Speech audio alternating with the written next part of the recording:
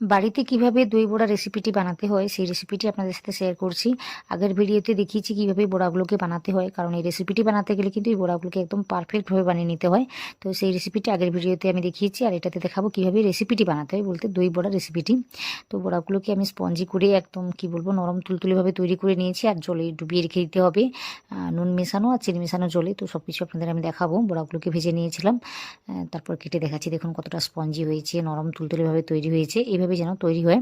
তো পারফেক্টভাবে বড়াগুলোকে তৈরি করে নেওয়ার পর ওই যে চিনি আর নুন মেশানো জলে মিশিয়ে রেখে দিয়েছি আধ ঘন্টার জন্য। এইদিকে দইয়ের মধ্যে চিনি আর লবণ মিশিয়ে নিয়েছি।